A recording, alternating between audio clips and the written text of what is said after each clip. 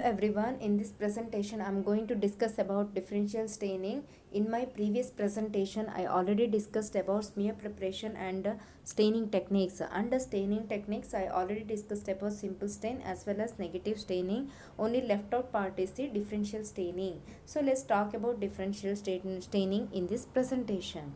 What is differential staining? Differential staining means, as name indicates, here we will use two or more dye to differentiate the bacteria by giving different colors. So let's talk about different types of differential stainings one by one. One is gram stain, AAP stain, and lastly Albers stain. Let's start with the gram stain. So what is gram stains? Grams means it is a scientist who found out this staining technique. Christian Gram, he is a scientist. He found out this gram stain techniques to differentiate the bacteria from gram positive into the gram negative bacteria. Let's talk about the principle of this gram stain.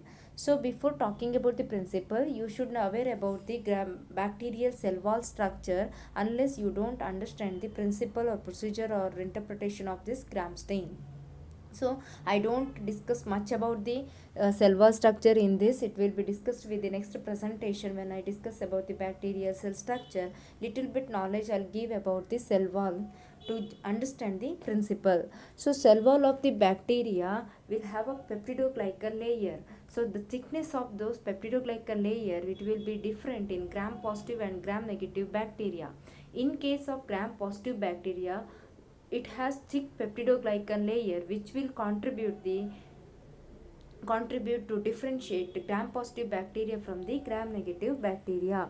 So when you add a primary color, gram positive and gram negative bacteria both will take the primary color due to the thickness of this peptidoglycan layer, or gram positive bacteria which will retain with the primary stain even after decolorization, and it will appear with the primary staining color. But in case of gram negative bacteria, what happens is, because of thin layer of peptidoglycan layer, so it will be washed off with the primary staining after decolorization, and it will appear with the counter stain. So this is the principle behind the gram stains. So there are various methods of gram stains are there based on the decolorizer we are using. Here I am discussing about the Hooker's modification. This is the commonest method everywhere using in the laboratory. Almost all laboratory will prefer this method. So let's talk about the stains used for the gram stain. One is basic dye. Basic dye or primary dye will be the crystal oilette or gentian oilette can use. Mordant will be the grams iodine, and decolorizer will use acetone or alcohol, and counter stain will be the carbon fission, or you can use neutral red, or you can use saffronin. Let's talk about the procedure. I don't go deep about the smear preparation and all, already been discussed with the smear preparation. If you haven't seen my presentation of smear presentation, please go through that and refer for the smear preparations procedure. So smear preparation, and then go for the air dry, then you will go for the heat fixation. Heat fixation or chemical fixation can be done, but routinely will you go for the heat fixation because it is the simplest fixation technique. And after that, it's slide will be flood with primary staining with the basic dye or primary stain for about 1 minute. After that, it will be washed with the water. Tap water only can be used. After that, it will be flooded with the iodine or grams iodine for about 1 minute, and once again wash with the water. Then it is followed by the decolorization with alcohol or acetone for about 10 seconds. Remember that here it been mentioned as a 10 second, but make sure that after decolorizing with the acetone, it should not keep for long time. As soon as adding acetone or alcohol, smear should be washed immediately based on the thickness of the smear. Suppose it is a sputum smear and all, it will be very thick. You can keep it for 10 seconds and all, no issues at all. But in case of very thin smear like fluid or urine or culture smears, in that cases, if you overflood with the acetone or the alcohol, all primary stain will wash off with the gram positive bacteria, and gram positive may appear as gram negative bacteria. So decolorization of the alcohol or acetone is depending on the thickness of the smear. Next, with the counter stain, that is with the saffronin or dilute carbon fission you can use. It is for the 30 second. Once again you wash it and add dry and mounting under the microscope. In the picture I have shown two types of bacteria which is differentiating from the gram positive and gram negative. Gram negative bacilli you can find out, and gram positive cocci you can find out. Gram positive cocci which is appearing in the purple color, and gram negative bacteria which is appearing in the pinkish color, that is the carbon fission color.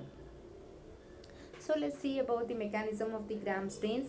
So in case of gram positive bacteria, as I told you already, gram-positive bacteria has thick peptidoglycan layer. It will retain the primary stain even after decolorization, and it will appear as a purple color. So what is the mechanism behind this is, protoplasm of the bacterial cell is very acidic in nature or acidic in nature. Due to this, it will retain its basic dye. After adding iodine, this iodine make a complex with this primary dye and make the complex to hold it in the bacterial cell wall tightly. So what happens is, after washing with the decolorizer also, that color will not wash off, or that dye will not wash off. So but it is not all or none law. All or none law means, if you over decolorize with acetone or alcohol, that primary stain will be washed off. So that means it is not 100% sure that gram positive bacteria will always appear in the purple color. So make sure that you should not over decolorize with the acetone or alcohol. Or in the repeat culture, sometime you will repeat the cultures of the bacteria from one plate to another plate constantly. In that cases, bacteria will remove its cell wall. So in that cases, if you stain the bacteria gram positive may appear as gram negative. So these are the mechanisms applied for the gram positive. What about gram negative bacteria? Because of thin layer of peptidoglycan layer in the cell wall, gram negative bacteria will not retain with the primary stain. It will be unsaturated after decolorization. It will take a secondary dye and appears as a pink color. In this case also, there is a chances gram negative also may appear as gram positive bacteria if you are not decolorized properly. So in both the cases, vice versa happens. We have to make sure with the decolorization done very properly. So what are the uses of the gram stains? Gram stains, it is a basic technique or the basic method will be applied to process the identification of the bacteria for the further step. So based on the morphology, based on the colors, we can recognize bacteria which belongs to gram positive or gram negative, and it will be helpful for the identification of the bacteria. Further step can be taken, which biochemical test or the which step we can put up based on the gram stain we can be decided. So it distinguishes the bacteria into two groups. Already I told, gram positive and gram negative bacteria. And some species of bacteria will be there, it will be gram variable. It will take both the colors as well as it will appear as in the gram variable.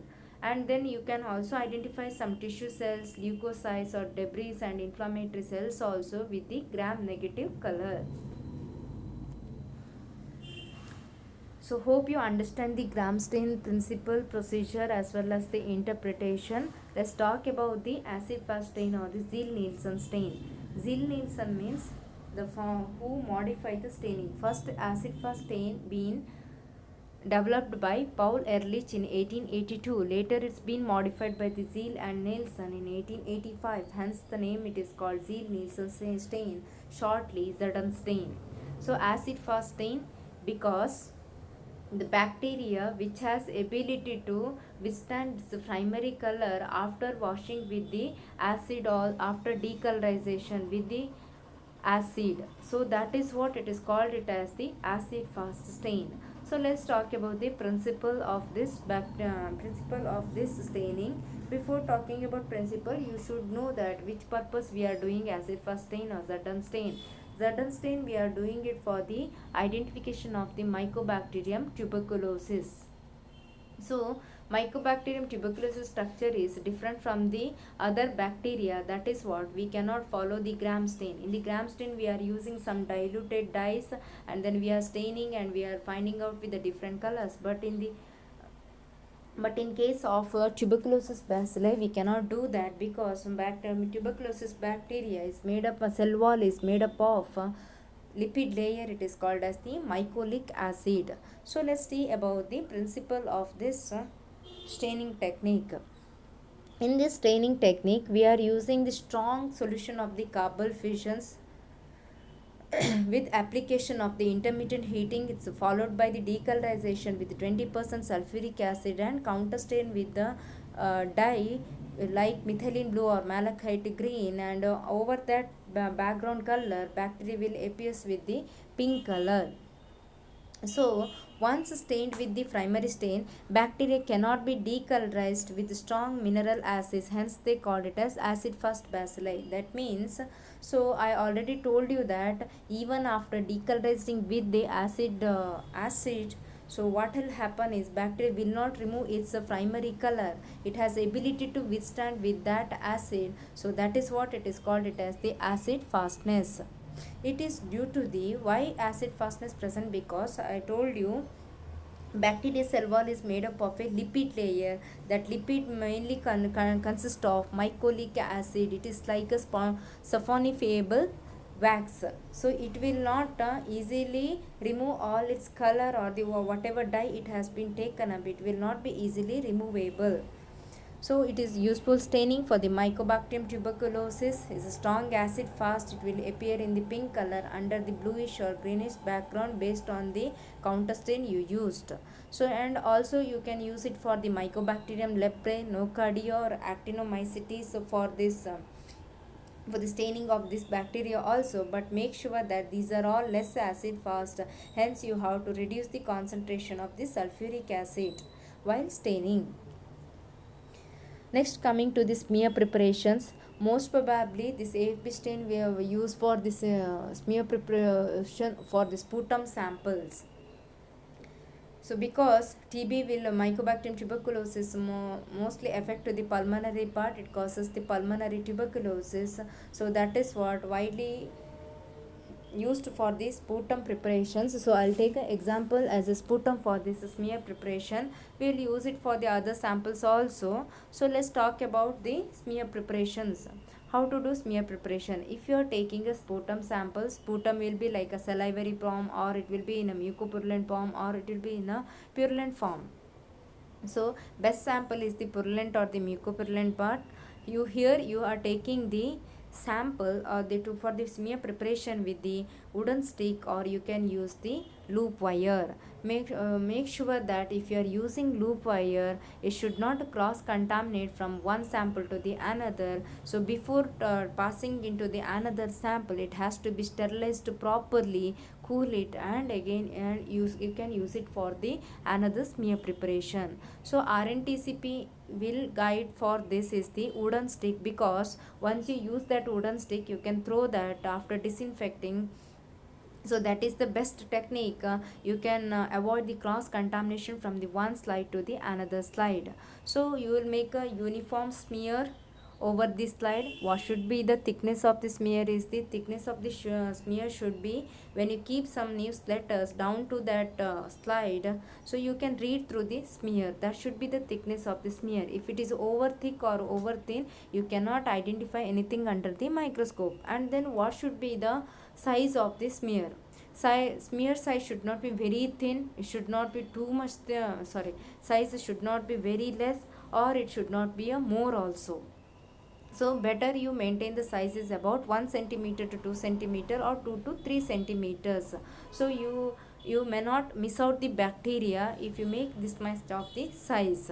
So there will be sometime there will be very less number of the bacteria. You will do very small smear, then we may miss out. If you do very big smear, and then it will take very long to finish it off, and then we lose our concentration and we may not find out anything over that. So that's what, better you maintain the size of 1 to 2 centimeter or 2 to 3 centimeters. So then keep this slide for the air dry at least about 15 minutes, because tubercle bacilli is the aerosols. So sometimes sample may split and then you may get infected. So that is the reason, make it proper that the slide is dried properly, at least keep it for the 15 minute, and do not use heat for the drying. Later you will go for the heat fixation by holding the slide with the forceps at the edge of the slide to be holded in the forceps at least 3 to 4 times. You pass through the Bunsen flame, do not overheat, and then applicator sticks, whatever you used, it will be disinfected before discarding, as well as and use new applicator stick for the another smear. If you are using the wire loop, make sure that it is all the sputum sample or materials of the sputum being wiped off with the 70% alcohol, and then flame it properly, that is a heat sterilization, do it properly before using it for the another smear preparation. In this slide I have shown that which one is the correct slide. So you can see left one it is too thick and right one is too thin, when both of them are not good at all. And in the center you can see the smear, it is a good smear, you can use it for the staining. Let's talk about this procedure. First you will do the smear with the heat fixation, then flood with the strong carbon fission for about 5 minutes with intermittent heating. At least 2 or 3 times you can do the intermittent heating, but should not overheat it. So how do you do intermittent heating? You will do intermittent heating by holding the flame under the slide or down to the slide and smear faces upward, and then make sure that carbon fission is over flooded over the slide. So if it is dried, slide is dried means, and then you cannot find out anything, that is the reason you flood the carbon fission over the slide completely and do the intermittent heating. How to do intermittent heating? When you heat the slide, some fumes will start to come, you stop heating, that much of heating is enough. Once you stop and you let it to cool, again heat it, again cool, again heat it, and don't overheat it. What is the purpose of doing intermittent heating? The purpose of intermittent heating is because I already told you bacterial cell wall has a lipid layer. So lipid, you know, it won't take dye easily, and then here we are not using dilute dye also, because the diluted dye will have water content, it will not penetrate into the bacterial cell wall. That is the reason we are using strong carbon fission and doing intermittent heating. When you doing heating, cell wall bond will loosen. When cell wall bond will loosen, carbon fission will be penetrate into the cell wall very easily. But make sure that you should not overheat, that case cell wall will burst and then we cannot find out anything. So that is what, it should not be overheated. Then wash it with the water. It is followed by the decolorization with the 20% sulfuric acid for about 3 minutes. Instead of sulfuric acid, better one you can use is the acid alcohol. So acid alcohol is very convenient and less toxic. If there is a any other normal comments are present, that also will take the primary colors. Sometime with the sulfuric acid it may not remove, and it may mimic the tuberculosis bacilli. So but acid alcohol, it will not do like that, it will wash off the color of all the non MTB bacteria, and the whatever particles will be present, it will remove the primary stain of from all those except from the MTB. So acid alcohol is more convenient than the sulfuric acid, but most probably prefer for the 20% sulfuric acid. But wherever you will suspect more commensals in the sample, there you can use the acid alcohol. So my question is, why 20% sulfuric acid only has to be used? Why not 50% or less than that? This is one like Viva-wise questions also during your exam. So make sure that 20% or 25% also you can use it as per RNTCP guidelines, because this concentration is sufficient to remove all background color except from the MTB. So that's what we are using, 20% or 25% sulfuric acid. If you use more concentration, even bacteria also loosen its primary color. If you use less concentration, smear may not lose its primary color other than the bacteria. Okay, so that is the reason we are using 20 or 25% sulfuric acid will be used. So I will keep it for 3 minutes. After that we'll go for the water wash. make sure that that smear has to be turned into the pale pink color. Unless turned to the pale pink color, we should not add the counter stain, because if you add counter stain with the pink color, the counter stain will not taken up by the smear and whole smear will appear as pink color, and then cannot be differentiated the bacteria from the smear. So that is what, until if within 3 minutes sulfuric acid, if it is not decolorized properly, then again add sulfuric acid for few more minutes until it turns to the pale pink color, or you can call it as yellowish brown. Then counter stain with the lifeless methylene blue, or you can use malachite green also. You can use it for about 15 to 20 seconds and wash and dry it before mounting. So this is how Mycobacterium tuberculosis will appear with a bluish background. You can find out the pink color beaded appearance of tuberculous bacilli. So proper morphology of tuberculosis is the beaded appearance. So you can see this is the clear or nice picture of this tuberculosis staining by AFB. So this we can accept. Suppose background also pink color, you cannot find out any bacilli over that. So that is the reason, make sure that that background should be in a bluish color if you are using methylene blue, or it should be in green color if you are using malachite green. So this is about the staining. So interpretation criteria will be based on the RNTCP guidelines will do. So there will be a number of bacilli and will be reported in the sputum sample, but in case of other sample we will not go for that. We will just report it as like positive or negative. At least 10,000 bacilli should be present in the 1 ml of the sputum, then only you will get the positive cases. And then one more thing I forgot to tell you, that suppose you are doing the decolorization with 20% sulfuric acid, even though you are decolorizing for long time and then it is not removing its color, then you can add 90% 90% ethanol. So when you add 90% ethanol, it will wash off its primary color and smear will be the colorless properly. So that is one counter stain, another decolorizer you can use, followed by the sulfuric acid. But when you use acid alcohol, it is not required. So this is about the acid fast staining. And last part is the modified Zerdon stain. This is also called it as the Kinyon stain. As I told you, there is some less acid fast bacilli called Mycobacterium leprae, causative agent of the leprosy. This will not withstand with the concentration of 20% sulfuric acid. In that cases, you can use 5% sulfuric acid instead of 20% sulfuric acid to decolorize. Another one is called it as like parasites, like in the stool sample, Cryptosporidium, Isospora. These are all we can identify by the acid fast staining, but because of delicate cell wall structures, you cannot use 20% sulfuric acid. In that case, you can use 1% sulfuric acid to stain this Cryptosporidium or Isospora, as well as for fungus like Nocardia and Actinomycetes. Hope you understand about AFB stain very well. So next part is the Albus staining. Albus staining will do for the Corynebacterium diphtheriae. The step is very simple. In this, you will flood with the stain. You will flood with the slide with the Albus stain 1 for 5 minutes without washing. You will follow by with the secondary stain Albus stain 2. It is about 2 minutes. Flood for the 2 minutes and drain off without washing and blot with the filter paper and observe under the microscope. So you can see the Corynebacterium diphtheriae with the greenish bacilli with the chromatic granules at the edge of that bacilli with the bluish in color, dark bluish in color.